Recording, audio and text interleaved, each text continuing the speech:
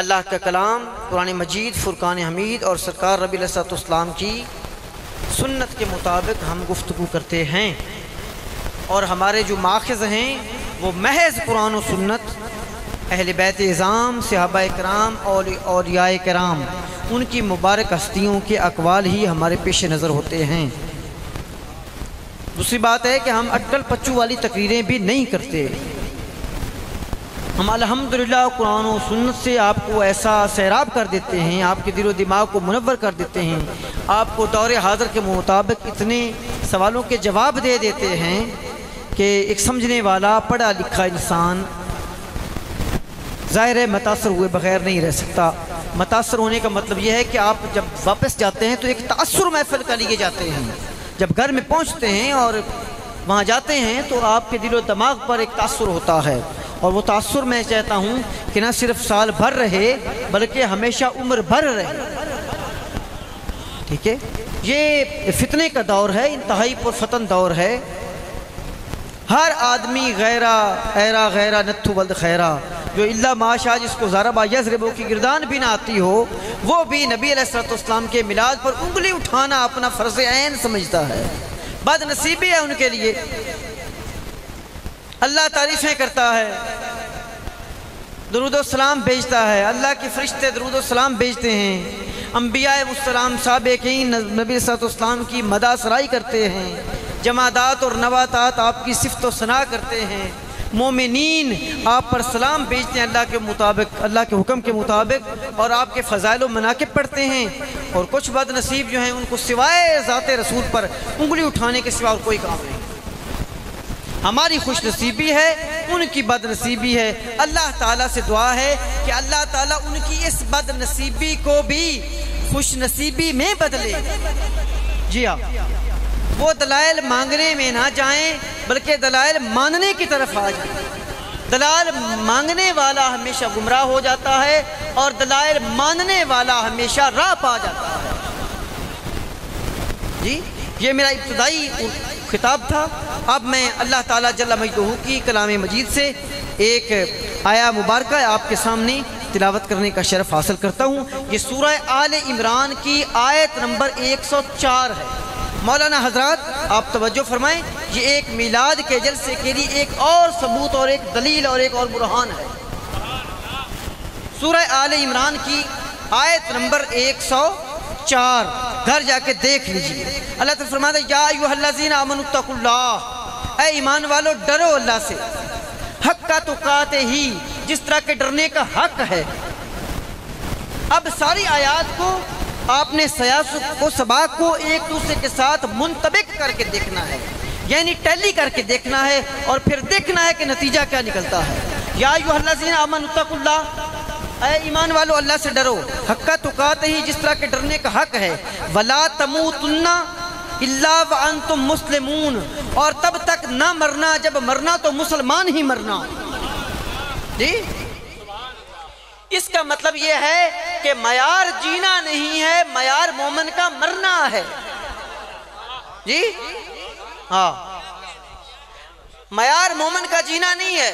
بے شک جبہ بہت بڑا لمبا پہنا ہو، چوغا بے شک زمین پہ بکھرتا آ رہا ہو، اور دستار جو ہے وہ آسمان کی بلندیوں کو چھو رہی ہو، لیکن اگر وہ مر نہیں نہ سکا ایمان پر، اس کا جبہ جو ہے وہ جبہ ان کل خرجیون وَتُرَّعُن کل برجیون والعلم عند اللہ، جب علم پوچھو تو اللہ کے پاس ہے۔ یہ اتنا چبہ اور دستار یہ کسی کام کے نہیں۔ اللہ تعالیٰ فرمایا ہے زندگی معیار نہیں مومن کے لیے، مومن کے لیے میں معیار جینا مرنا ہے، اور ہمیشہ قبر ان کی زندہ ہوتی ہے جو اللہ اور اس کے نام پر مر جاتے ہیں۔ جی، قبر ہمیشہ ان کی زندہ ہوتی ہے، رکھوالی ہمیشہ ان کی جاتی ہے، یعنی کہ قبر زندہ رہتی ہے۔ مرنا معیار ہے مومن کا۔ آگے چلتے ہیں۔ اب اللہ تعالیٰ فرما رہا ہے کہ میں تم کو مومن بننے کا آیت کا سیاق و سباق جب تک ہو نا تب تک مولانا مزہ ہی نہیں آتا۔ جب تک آیت کا سیاق و سباق ایک دوسرے کے ساتھ منطبق نہ ہو جائے تب تک مزہ نہیں آتا۔ اور کوئی سکھانے والا ہو، کوئی پڑھانے والا ہو، الحمدللہ مجھے بڑا فخر ہے کہ میں نے بڑے بڑے اساتذہ کرام سے جو ملک کی نامور مشائخ ہیں اور ملک کی نامور ہستیاں ان سے کسب فیض اور کسب تعلیم کیا ہے۔ تو اب مرنا مومن کا معیار ٹھہرا ہے۔ اللہ تعالیٰ نے فرمایا جینا معیار نہیں ہے بلکہ مرنا معیار ہے۔ اب اللہ تعالیٰ صحیح مرنے کا طریقہ بھی بتا رہا ہے، فرماتا ہے وَاعْتَصِمُوا بِحَبْلِ اللَّهِ جَمِيعًا وَلَا تَفَرَّقُوا، اگر مومن مرنا چاہتے ہو تو فرقہ واریت سے نکل جاؤ۔ ہاں جی، میں محسوس کر رہا ہوں کہ آپ کو میں جو کہنا چاہتا تھا وہ سمجھ میں آ گئی ہے بات۔ فرقہ واریت سے نکل جاؤ۔ وَاعْتَصِمُوا بِحَبْلِ اللَّهِ، اللہ کی رسی کو مضبوطی سے پکڑو، اللہ کی رسی کو مضبوطی سے پکڑو۔ اللہ کی رسی کیا ہے؟ یہ قرآن مجید، یہ فرقان حمید، یہ اللہ کی حبل ممدود ہے۔ الی السماء الی الارض، زمین سے لے کر آسمان تک تنی ہوئی رسی حبل ممدود، یہ اللہ کی رسی قرآن ہے۔ جمیعاً، اور سارے اکٹھے ہو جاؤ، ولا تفرقوا، اور فرقہ واریت نہ پھیلاؤ۔ وَاذْكُرُوا بِنِعْمَةِ اللَّهِ، اب اللہ آ رہا ہے اس طرف، وَاذْكُرُوا نعمت اللہ ہے، یاد کرو اس نعمت کو۔ آپ کی توجہ کا طالب ہوں میں صرف تھوڑی دیر کے لیے، اس کے بعد آگے بات چلے گی تو بات چل نکلے گی۔ وَاذْكُرُوا نعمت اللہ ہے، اب میں تم کو بتاؤں کہ تفرقہ واریت سے کیسے نکل سکتے ہو۔ نہیں میں نہیں کہہ رہا، اللہ کہہ رہا ہے، اللہ کہہ رہا ہے کہ میں نہ تم کو بتاؤں کہ تم فرقہ واریت سے نکل کیسے سکتے ہو، نکل اس صورت میں سکتے ہو۔ وَاذْكُرُوا نعمت اللہ ہے، اللہ کی نعمت کو یاد کرو، علیکم، جو تم پر اس نے کی، اِذْ كُنْتُمْ أَعْدَاءَ، جب یاد کرو تم ایک دوسرے کے جانی دشمن تھے۔ فَأَلَّفَ بَيْنَ قُلُوبِكُمْ، اللہ تعالیٰ نے تمہارے اندر محبت بھر دی۔ فَأَصْبَحْتُمْ بِنِعْمَتِهِ إِخْوَانًا، اور تم اللہ کی اس نعمت کی وجہ سے، اللہ اکبر، اللہ کی اس نعمت کی وجہ سے تم ایک دوسرے کے بھائی بن گئے۔ اللہ کے اس انعام کو یاد کرو، اللہ کی اس نعمت کو یاد کرو جب تم ایک دوسرے کے جانی دشمن تھے، پھر اللہ تعالیٰ نے تمہارے دل میں محبت ڈالی اور تم ایک دوسرے کے بھائی بن گئے۔ وَكُنْتُمْ عَلَى شَفَا حُفْرَةٍ مِّنَ النَّارِ، اور تم دوزخ کے آخری کنارے پر پہنچ چکے تھے۔ شفا کہتے ہیں موت کا گڑھا، شفا، اسی لیے ہم کہتے ہیں جو کہتے ہیں نا اللہ تعالیٰ تم کو شفا دے، یہ بد دعا ہوتی ہے۔ اصل لفظ ہے اللہ تعالیٰ تم کو شفا دے۔ جی یہ شفا جو ہوتا ہے یہ اچھا لفظ نہیں ہوتا، زبر کے ساتھ اس کو نہیں پڑھنا ورنہ اس کا معنی بدل جاتا ہے۔ وَكُنْتُمْ عَلَى شَفَا حُفْرَةٍ مِّنَ النَّارِ، تم دوزخ کے گڑھے پر جا رہے تھے، تم موت کی آخری وادی پر جا پہنچے تھے۔ فَأَنْقَذَكُمْ مِنْهَا، اللہ تعالیٰ نے تم کو اس سے بچا لیا۔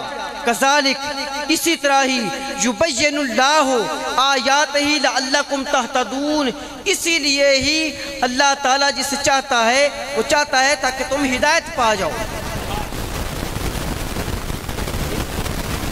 یہاں بات تک سمجھ، میرا دل چاہتا ہے کہ میں اگلی آیت بھی سنا لوں، پھر دوبارہ اپنے مطالب کی طرف آتا ہوں۔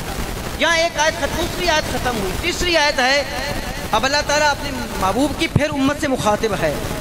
وَلَا تَكُن مِّنْكُمْ أُمَّةٌ يَدْعُونَ، تم سمجھتے ہو کہ تم عام امت ہو، نہ عام امت نہیں ہو، موسیٰ کی طرح امت نہیں ہو، عیسیٰ کی امت کی طرح امت نہیں ہو، ابراہیم خلیل اللہ کی امت کی طرح نہیں ہو، موسیٰ کلیم اللہ کی، آدم صفی اللہ کی، ہارون کی، کسی نبی کی امت جیسی تم امت نہیں ہو۔ وَلَا تَكُن مِّنْكُمْ أُمَّةٌ يَدْعُونَ إِلَى الْخَيْرِ، تم وہ امت ہو جو لوگوں کو خیر کی طرف بلاتی ہو۔ یَأْمُرُونَ بِالْمَعْرُوفِ، اور جو نیکی کا حکم دیتی ہو، وَيَنْهَوْنَ عَنِ الْمُنْكَرِ، اور برائی سے روکتی ہو، وَأُولَئِكَ هُمُ الْمُفْلِحُونَ، اور وہی لوگ جو ہیں امت میں وہی فلاح پا جانے والے لوگ ہیں۔ اب میں بات کو دوبارہ سمیٹتا چلوں۔ اللہ نے فرمایا اے مومنو اللہ سے ڈرو، اور اس طرح ڈر جس کا ڈرنے کا حق ہے۔ مولا کس طرح ڈر جائیں؟ فرمایا ڈر اس طرح جاؤ کہ جب تم مرو تو مومن ہو۔ حضور نبی علیہ السلام نے فرمایا من قالا لا الہ الا اللہ آخر کلامہ فدخل الجنہ، جس کا آخری کلام لا الہ الا اللہ ہوا وہ جنت میں جائے گا۔ پھر آگے فرمایا واعتصموا بحبل اللہ، اللہ کی رسی کو تھام لو، بحبل اللہ جمیعا ولا تفرقوا، اکٹھے ہو کر، اور فرقہ واریت چھوڑ دو۔ اگر مومن مرنا چاہتے ہو تو فرقہ واریت چھوڑ دو۔ اب اللہ تعالیٰ فرماتا ہے وَاذْكُرُوا نعمت اللہ علیکم، اس نعمت کو یاد کرو جو ہم نے تم پر کی تھی، اِذْ كُنْتُمْ أَعْدَاءَ، جب تم ایک دوسرے کے جانی دشمن تھے، فَأَلَّفَ بَيْنَ قُلُوبِكُمْ، اللہ تعالیٰ نے تمہارے دلوں میں محبت ڈال دی، فَأَصْبَحْتُمْ بِنِعْمَتِهِ، تم اس کی نعمت کی وجہ سے، اس نعمت کو یاد کرو جس نعمت کی وجہ سے تم ایک دوسرے کے بھائی بھائی بن گئے۔ اب میں پوچھتا ہوں میرے مالک وہ نعمت کیا ہے؟ تو اگلی ہی اسی سورہ آل عمران میں 164 آیت میں اللہ تعالیٰ فرماتا ہے تمہیں نعمت کا پتہ نہیں ہے جس کی وجہ سے یہ ساری تبدیلی آئی، جس کی وجہ سے یہ عجم اور عرب زیر و زبر ہو گیا، اور جس کی وجہ سے ہم نے ہر چیز کو پلٹ دیا۔ جو ایک دوسرے کے جانی دشمن تھے وہ محبت والے بن گئے، جو بہت بڑے گمراہ تھے وہ ہادی برحق بن گئے۔ تمہیں اس کا نعمت کا پتہ نہیں ہے؟ عرض کیا مولا نعمت کا پتہ نہیں ہے۔ فرمایا تو پھر سنو، لقد من اللہ علی المؤمنین اذ بعث فیہم رسول اللہ، ہم نے اپنا رسول بھیج کر اس نعمت کا اتمام کر دیا۔ نعرہ تکبیر، نعرہ کیا ہے؟ فرمایا لقد من اللہ تعالیٰ نے آسان کر دیا، وہ نعمت مکمل کر دی، علی المؤمنین اذ بعث فیہم رسولا، جب اس نے اپنا رسول تم میں بھیج دیا تو نعمت کو مکمل تو کر دیا۔ اور کون سی نعمت ڈھونڈتے ہو؟ تو سرکار نبی علیہ السلام ہی ایسی ذات ہیں جن کی وجہ سے ہم دوزخ سے بچے ہوئے ہیں، اور جن کی وجہ سے ہم جانی دشمن کے بجائے ایک دوسرے سے محبت کرتے ہیں، اور اسی وجہ سے یہ ہمیں چاہیے کہ ہم تفرقہ واریت نہ کریں، اور اسی وجہ سے تفرقہ واریت نہیں کریں گے تو مسلمان مر سکیں گے، اور اگر مسلمان مر سکیں گے تو اللہ کے تقوی کا حق پورا ہو جائے گا۔ اس کا مطلب ہے حضور نبی علیہ السلام کی آمد ہی ہمارے لیے نعمت عظمیٰ ہے۔ اگر حضور نہ ہوتے تو ہم آج اس مقام پر نہ ہوتے جس پر ہیں۔ اللہ تعالیٰ فرماتا ہے اگر میرا نبی نہ آتا تو تم خیر امت کبھی بھی نہ ہوتے، تو خیر امت کا یہ کام ہے، اس وجہ سے خیر امت ہے کہ یہ سرکار نبی علیہ السلام کی محبوب کریم کی امت ہے۔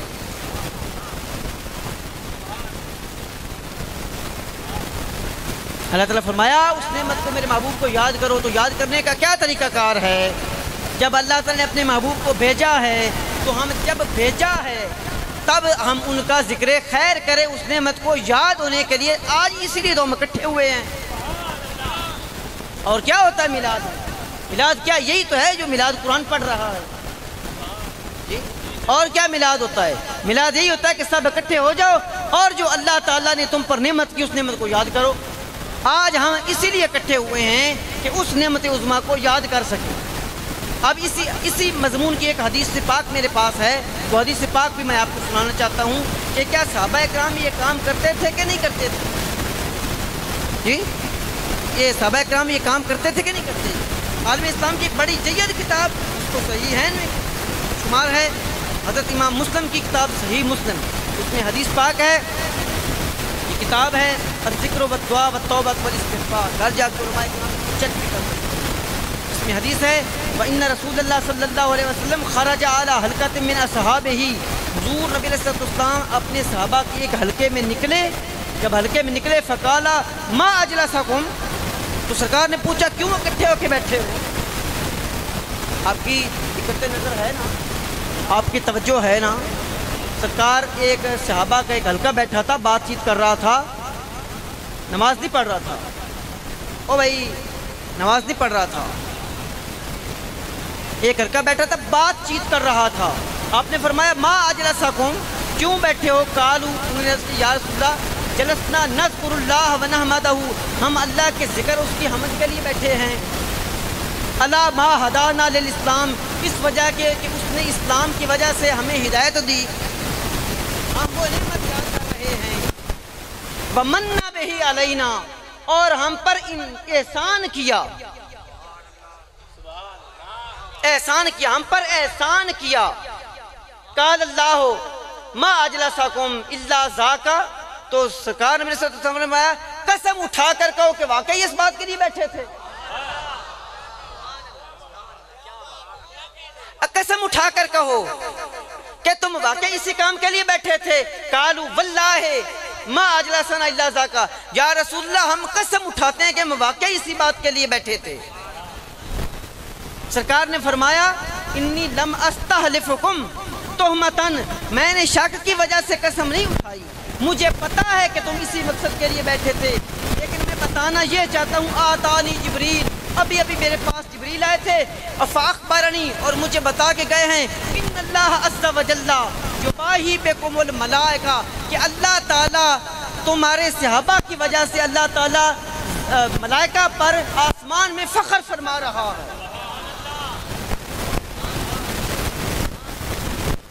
اب یہاں لفظ استعمال ہوا ہے کہ ما ہدانا یہ توجہ طالب ما ہدانا علی الاسلام کہ اللہ نے ہمیں اسلام کی ہدایت دی ومن بہ علینا اور اس کی وجہ سے ہم پر احسان کیا اب احسان کیا پوچھنا چاہیے اللہ سے کہ مالک تو نے کون سا احسان ان پر کیا ہے کہ یہ اس کا شکر ادا کر رہے ہیں تو اللہ تعالیٰ کا کلام بول اٹھتا ہے تمہیں پتہ نہیں لقد من اللہ علی المؤمنین اس بعث فیہم رسول اللہ تعالیٰ نے اپنا رسول بھیج کر ان پر احسان کیا ہے اس کا مطلب ہے جو صحابہ بیٹھے تھے وہ اللہ کی حمد و ثنا کر رہے تھے کہ تو نے ہمیں اسلام دیا تو نے ہمیں ایمان دیا اور تو نے ہمیں سب کچھ دیا لیکن صدقہ محمد عربی کا دیا ہاں اب حدیث اور قرآن کا مطلب پورا ہوا جی آپ ایک دفعہ صلاۃ و سلام پڑھیے آج میں قصہ آپ کو کچھ اور سنانا چاہتا ہوں ایک عشق میں ڈوبی ہوئی تحریر ہے جو آپ کو سناؤں گا اور آپ کا انشاءاللہ دل باغ و باغ ہو جائے گا